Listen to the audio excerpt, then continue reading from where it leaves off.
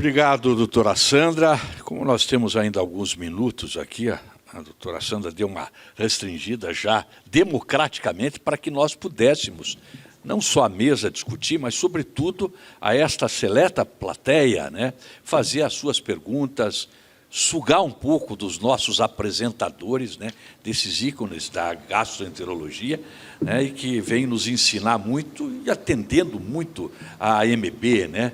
Realmente nós agradecemos, eu como vice-presidente da AMB, agradeço a participação dos senhores aqui, que foi extremamente rica.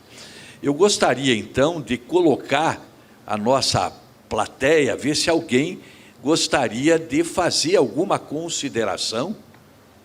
Alguém gostaria? Opa, por favor, passa o microfone lá, só diga seu nome e já pergunte para os nossos membros da mesa. Meu nome é Giovana.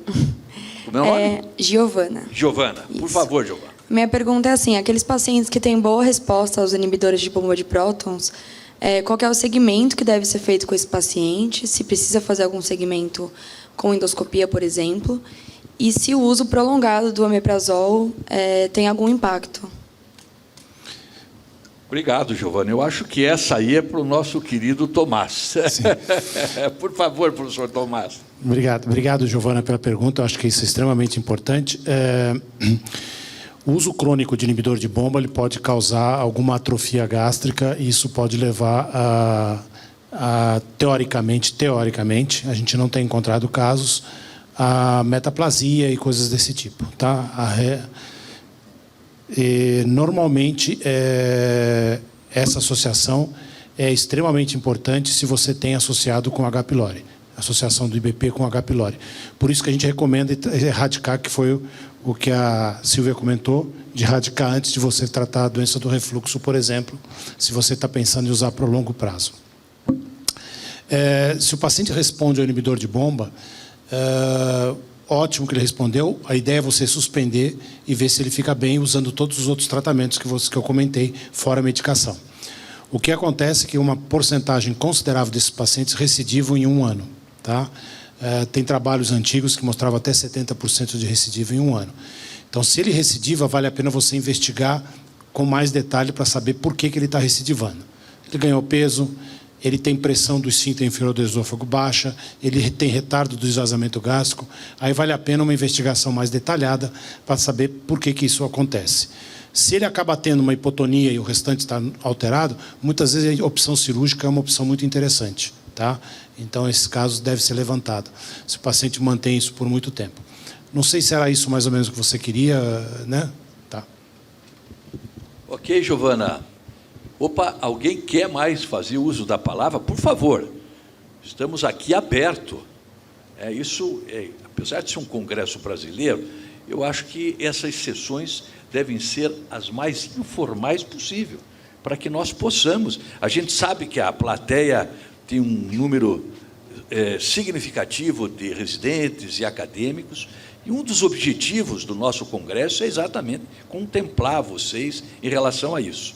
Aliás, a propósito dos acadêmicos, eu queria ver se o meu querido Matheus aqui, o nosso presidente da sessão, quer fazer alguma consideração em relação aos temas expostos, Matheus? Não? Está suficientemente... né? Aliás, as palestras foram tão legais, tão bacana, que realmente as dúvidas não são... Mas eu vou fazer algumas pequenas considerações. Opa, desculpe, tem uma colega lá nossa. Por favor, diz o seu nome aí e faça o endereçamento da questão. Obrigada. Boa tarde, tudo bem? Meu nome é Eduarda. Eu não sei se vai entrar muito no eixo, assim, mas eu queria saber sobre questões de tratamento, se vocês já escutaram alguma coisa sobre a dieta vegana, se ela reduz alguma lesão que pode ter do epitélio, ou algo assim relacionado à acidez, se tem algum estudo que mostrou alguma coisa sobre a dieta vegana, vegetariana, essas restrições. Essa é para o professor Ricardo. Então, a gente tem que tomar muito cuidado com qualquer dieta restritiva, sob o ponto de vista de equilíbrio nutricional e depois de equilíbrio mental e qualidade de vida e até gasto com os nossos pacientes. As dietas restritivas, elas têm que ser recomendadas com muito critério. Na minha opinião, o ideal é que a gente tenha uma dieta equilibrada, né? Não só com vegetais, mas também com carnes, desde que a gente respeite uma quantidade maior de frutas, verduras e vegetais, em detrimento de proteínas, principalmente de proteínas de origem animal. As várias diretrizes que a gente tem sobre dieta saudável falam justamente isso. O uso de alimentos fermentados também é uma coisa interessante para ser introduzida no nosso dia a dia, especialmente alimentos fermentados mais pobres em gordura.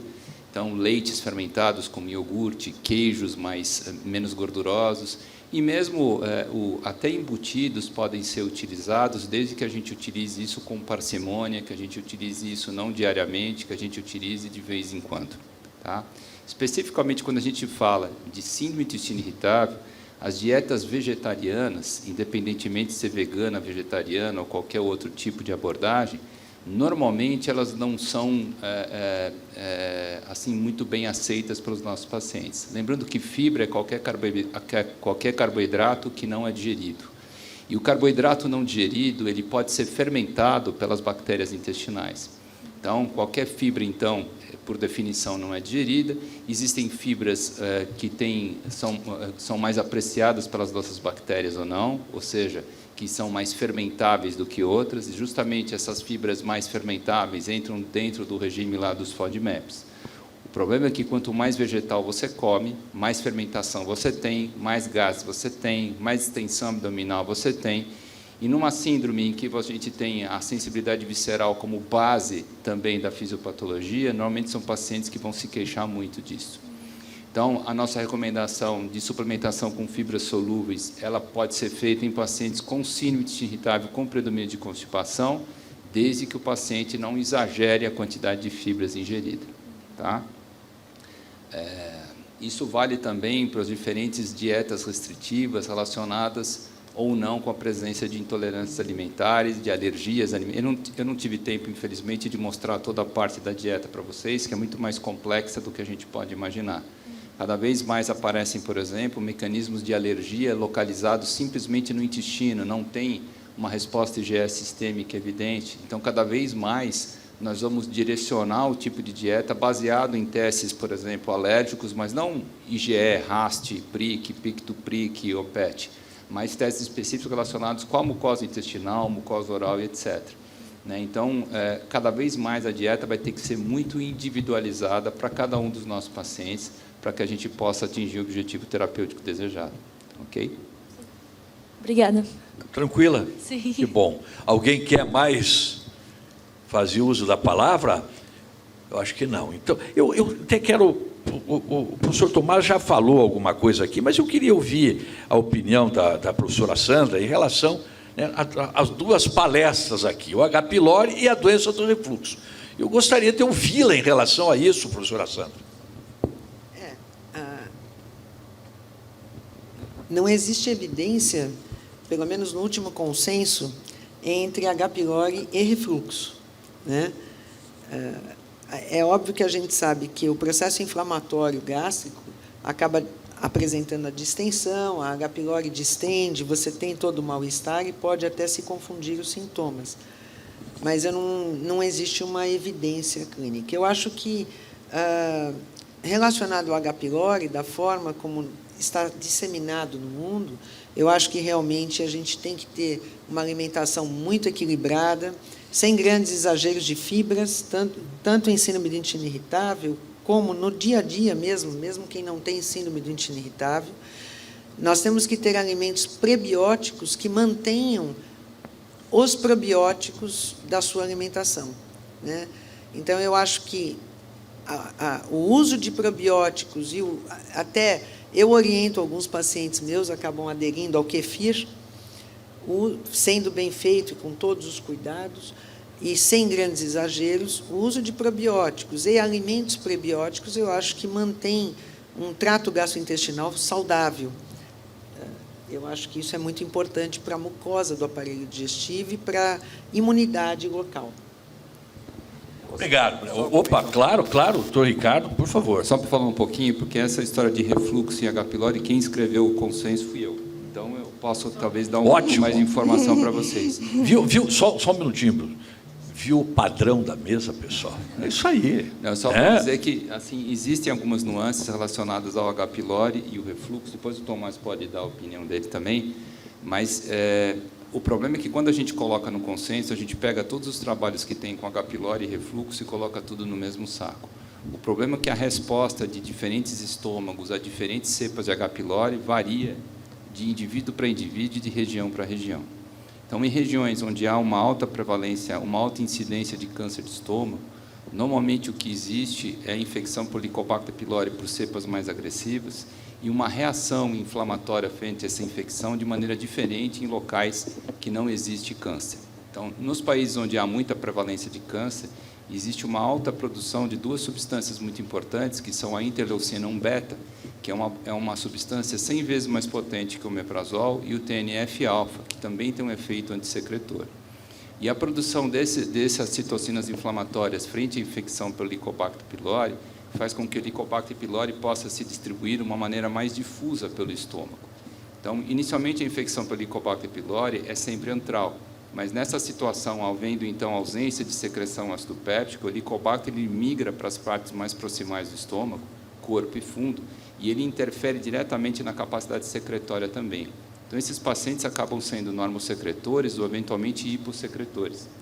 Isso, além de aumentar a produção de bactérias dentro do estômago e correlacionar diretamente com o câncer de estômago, isso faz que, quando a gente erradica o Helicobacter pylori, esse grupo de pacientes possa recuperar a produção ácido péptica. Então, a gente tira o H. pylori, esses caras vão produzir mais ácido, e se eles tiverem predisposição ao refluxo, eles vão piorar do refluxo ou vão desenvolver refluxo após a erradicação.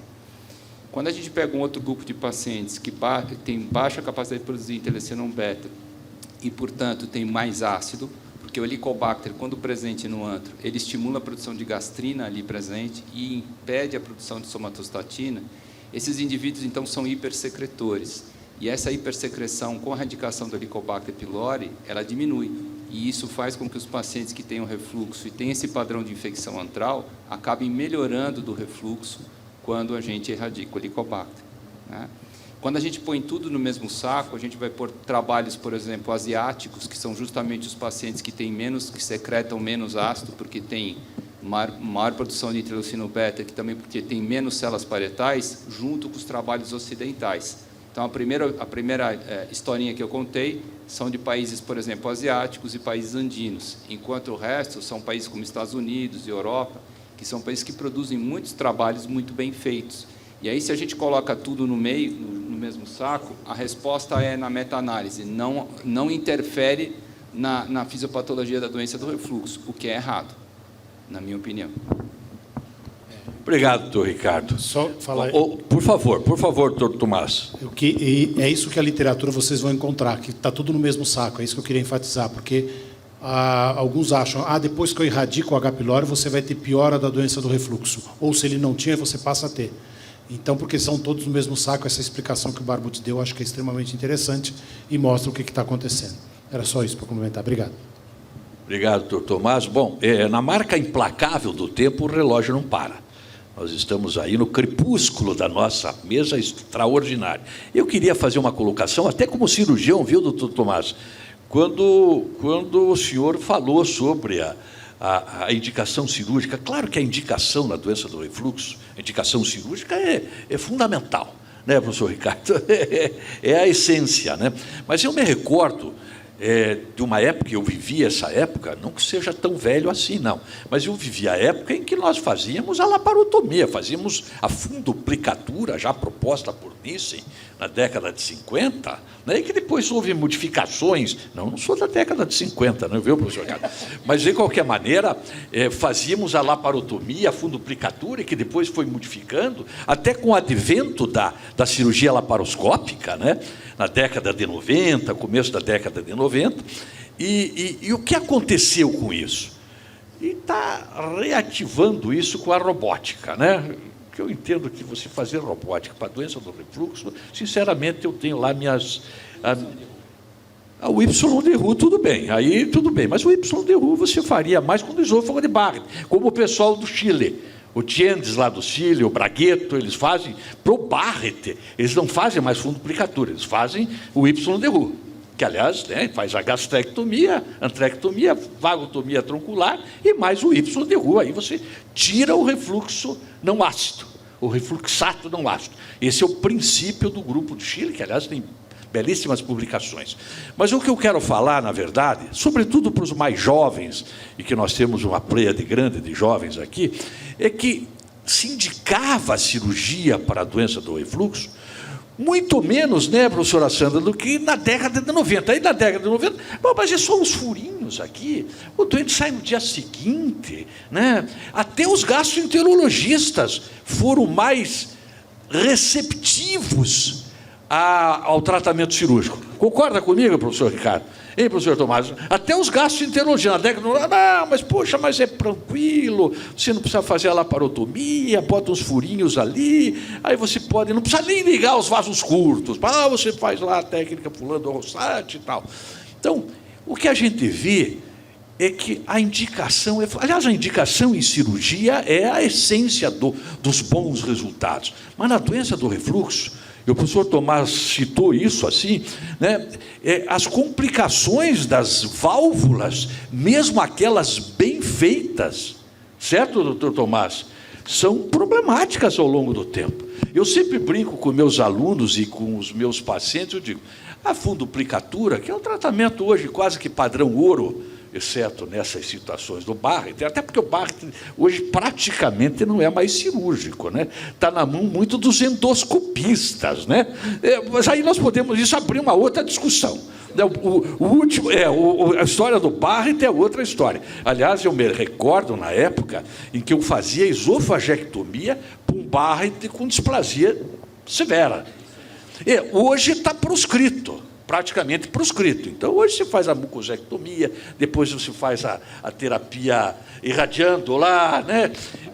A radiofrequência, que é a mais utilizada. E, na verdade, nós entramos no Barrett aí na outra esfera, certo, professor Tomás? É um outro assunto aqui que não vem ao caso, né? De qualquer maneira, nós tínhamos muitas cirurgias que hoje a gente vê os problemas, né, Sandra?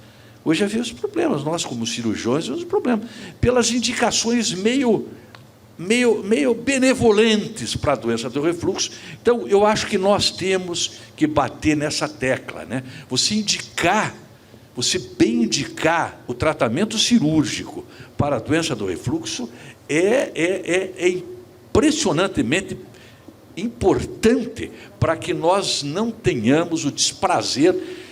E, olha, reoperar paciente que já tem uma válvula, olha, sinceramente, eu, a semana retrasada, professor Ricardo, dentro desse princípio, eu fiz o que o Tiendes faz lá. Era uma senhora já de 70 anos, mas ela não podia ficar, não dormia mais, ela tinha que ficar sentada, tal era a envergadura do refluxo. E ela tinha 3 cirurgias, uma, inclusive, laparotômica, 2 fundoplicatura, claro, feito em todos os lugares lá. Esses pacientes, uma paciente, infelizmente, do Sistema Único de Saúde, e que aí eu fiz um Tiendes, aí eu fiz um Y. Né? Fiz uma ressecção, fiz uma antrectomia, a vagotomia foi complicada, porque mexer na junção nesse doente é complicado, e fiz um YDRU. Né? Ela está muito bem, a velhinha. Muito bem, não é tão velhinha, 73 anos, não é tão velhinha, mas ela está meio acabadinha. É experiente, é mais experiente. Mas, veja, eram 3 fundoplicaturas. Né? Então, essa é uma preocupação, sobretudo para os mais jovens, né, na indicação da doença do refluxo. Eu estou me referindo mais à doença do refluxo, porque o H. pylori e a síndrome do intestino irritável, evidentemente, não são doenças cirúrgicas. Então, eu estou aqui puxando sardinha para o meu lado. Né? Só uma coisa com relação à doença do refluxo, que eu acho importante para os jovens saberem, é que a doença do refluxo não tem cura. A doença do refluxo é uma doença crônica. Vocês podem operar, vocês podem tratar com medicamentos, vocês podem rezar para Maomé, para Moisés, para quem vocês quiserem, que ela não cura. É verdade. Por isso, a chance de recidiva ela existe em praticamente todos os pacientes, sejam submetidos a tratamento clínico ou cirúrgico. Ou cirúrgico. Cada vez eu opero menos esses pacientes. Essa é uma realidade. E não é a robótica que vai fazer a minha cabeça. Isso, como a laparoscópica fez um pouquinho a minha cabeça. Puxa, mas vamos fazer. E aí até tem o apelo econômico, lamentavelmente, isso é uma realidade inconteste, né? Mas vocês mais jovens, né, em relação às indicações cirúrgicas, é fundamental nós ponderarmos isso muito bem. Bom, nós estamos chegando ao final, né, já estamos com a luzinha vermelha ali. Eu gostaria, antes de finalizar essa mesa que eu achei fantástica, bom, claro que com essas autoridades aqui nem poderia ser diferente, né? Não me causa espécie alguma, mas eu gostaria de ver se alguns dos expositores, e o meu querido Matheus, gostaria de, antes de finalizar, fazer algum comentário? Tomás, algum comentário? Só queria, para os jovens, estudem doença do refluxo, é extremamente comum, em torno de 20% da população tem isso. Então, em estudos nacionais. É uma doença tão comum, mas piora a qualidade de vida. Então, dê uma boa estudada. Uma coisa simples, é só uma aziazinha, não é assim, tá? Então, acho que vale a pena dar uma boa estudada em doença do refluxo e ficar guardado para sempre. E sempre cair em prova de residência também doença do refluxo. É verdade. Bom, em função da prevalência da doença, né? Bom, olha aqui, estamos aqui com 0 tempo, como eu já falei, na marca implacável do tempo, o relógio não para. Gostaríamos mais uma vez de agradecer os fantásticos expositores, em nome da Associação Médica Brasileira, realmente contribuíram de uma forma inequívoca, e, sobretudo, agradecer essa plateia seletíssima, né? Como eu falei no início, muito mais importante que a quantidade é a qualidade. E aqui eu vejo pelas perguntas, né, do nosso auditório, que é um pessoal extremamente ávido pelo aprender, com perguntas muito inteligentes. Então, agradeço a todos e damos por encerrado a sessão. Veja, fomos, né, querida, muito britânico em relação a essa sessão, ok? Um grande abraço a todos aí.